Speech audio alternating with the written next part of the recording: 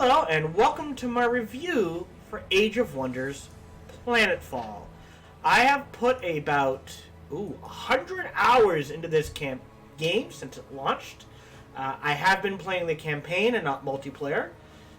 So multiplayer is pretty much like Civ.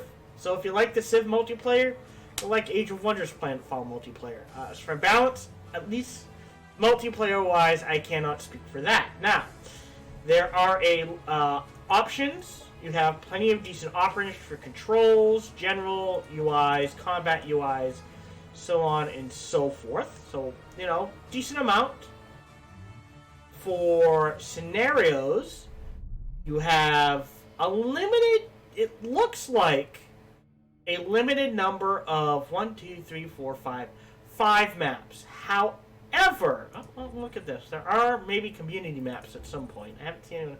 If you go into advanced setup, there are a ton of options you can tweak with for game flow, how turns work, how the world is built, like a ton for overlays and climates, miscellaneous sector features, templates.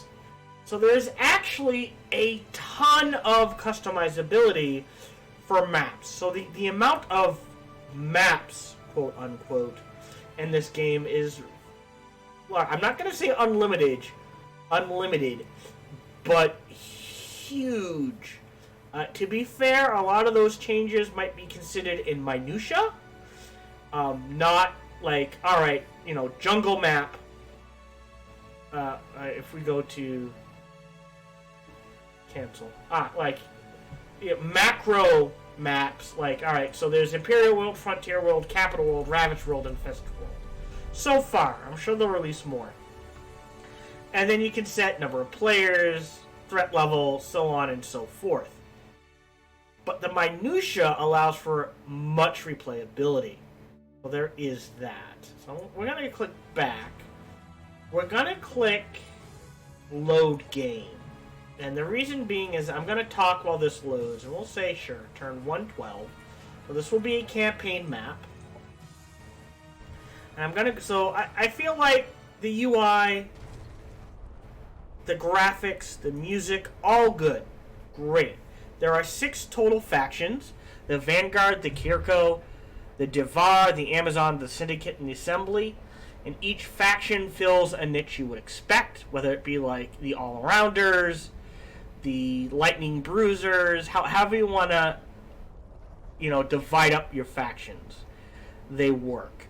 In addition to the 6 factions, there are 6 secret techs, and the secret techs can modify the factions.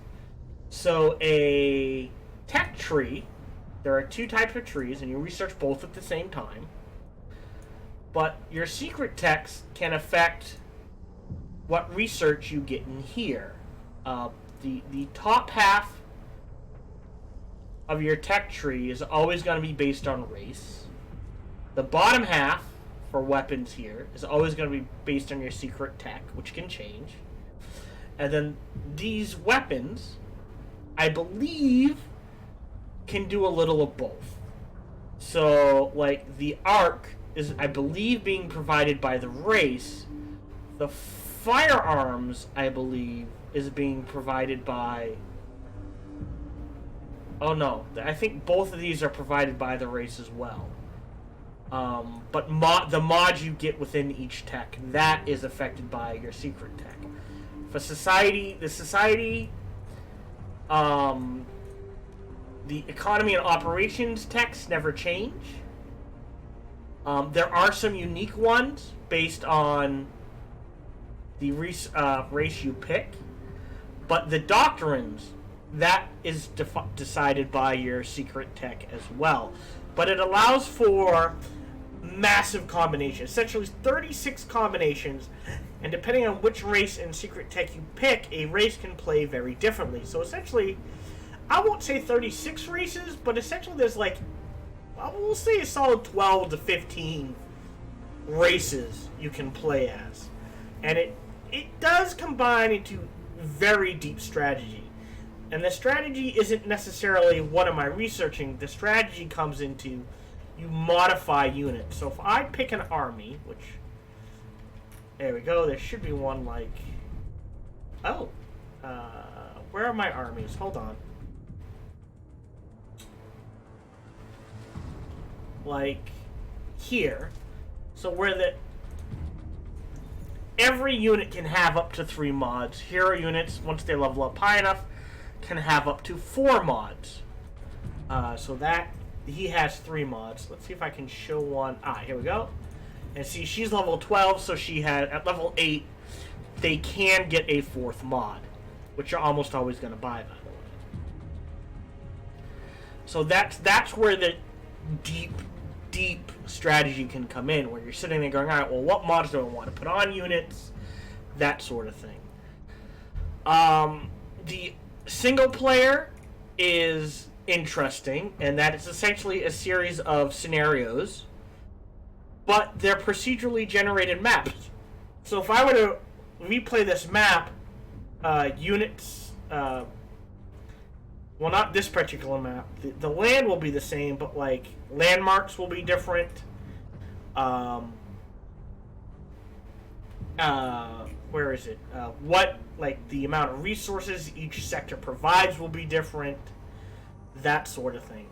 So there is a lot of replayability, and it's really cool because the battles, when you do an army fight, if I can show it off real quick, I will show it off later.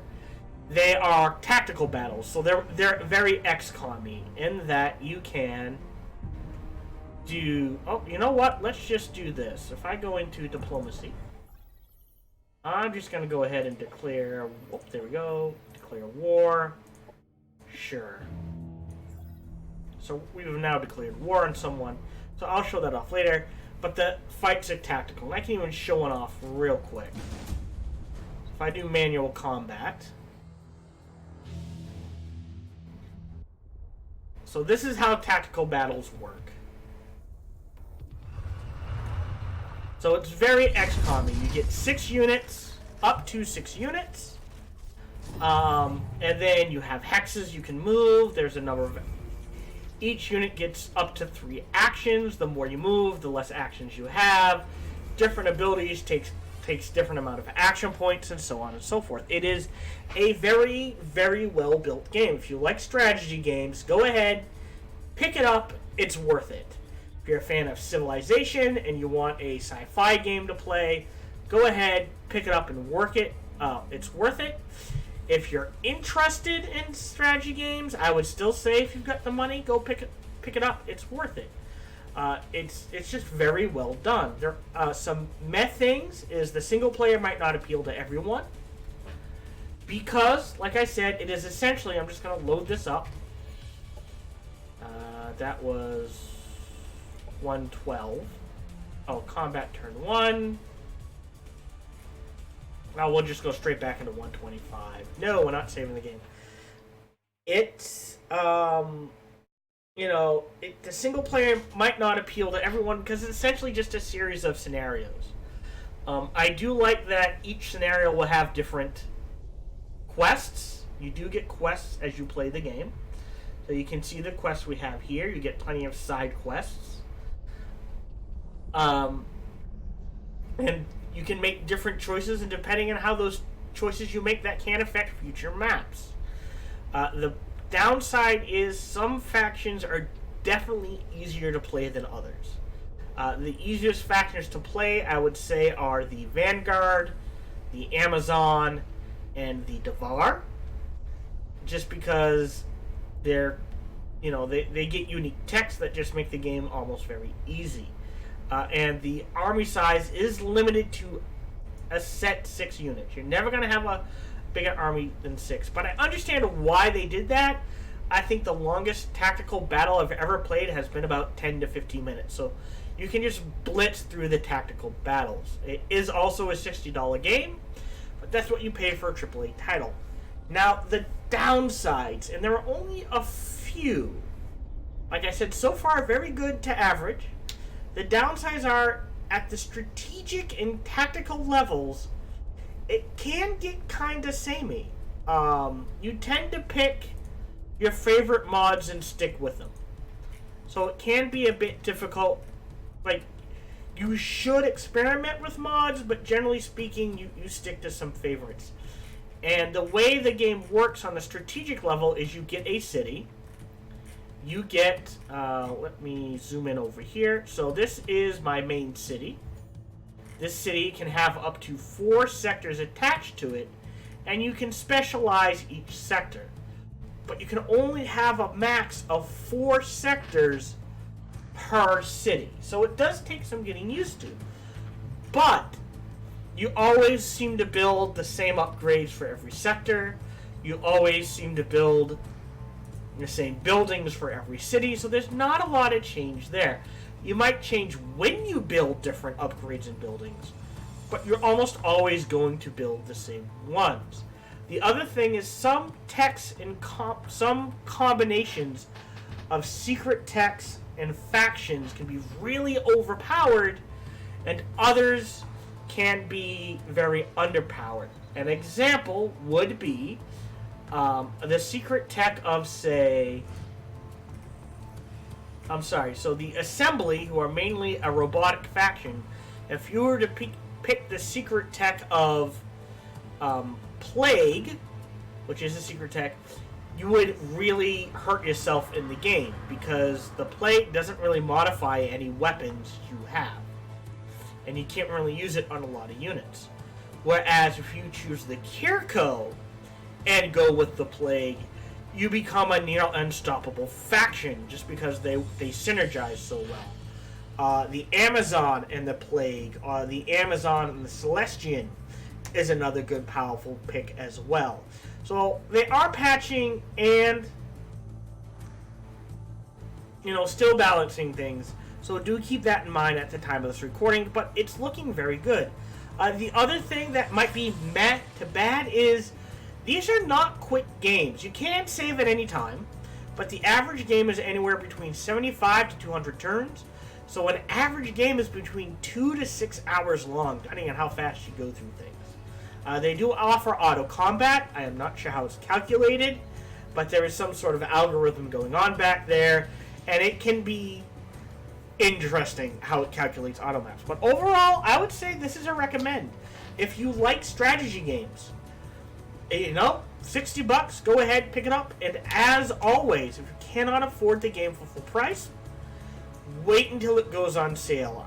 If you enjoy Civilization, if you enjoy any of the other Age of Wonders games, if you are a fan of, let me see, let's say, where are you? If you were a fan of the Endless Space games, the Galactic Civilization games, Masters of Orion, go ahead, pick this game up. I almost can almost guarantee you will enjoy the game. If you're interested in games like this, go ahead. Civilization and any of its forms, go ahead and pick this up. It is a very, maybe the Total Warhammer games. But, if you enjoy strategy games, pick this up. 75% chance you'll be happy. 20% chance you'll be like, yeah, it was worth it, but not my favorite game. And 5% chance you won't like it. It is very well done, and I recommend it. Thank you very much for watching. Have a nice day.